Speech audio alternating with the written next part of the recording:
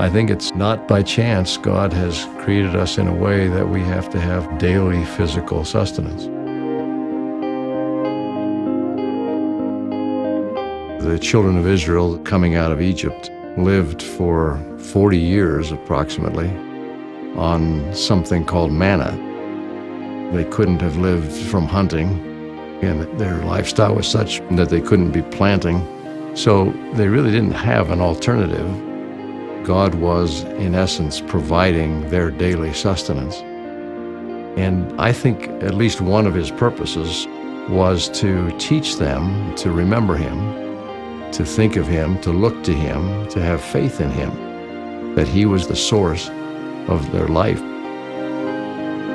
He did it in the way of making it a daily thing. They couldn't gather up manna and store it. It would only be good for one day.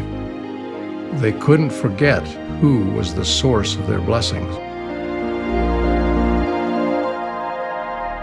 There's a spiritual parallel in our day.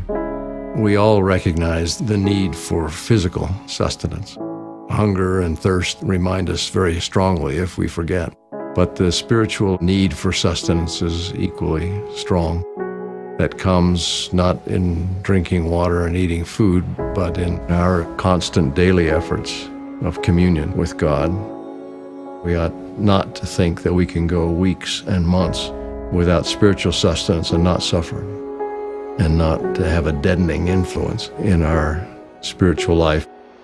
Acknowledging the reality of our need for a daily spiritual ministration or manna helps us increase in our courage to do the right thing and to serve others more than we would have if we ignored God. People sometimes think, well, those are such small things.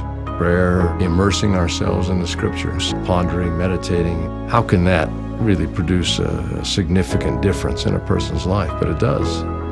As small as those things seem to be, as daily routine sometimes they may seem to be, these are the kinds of things that day by day transform us.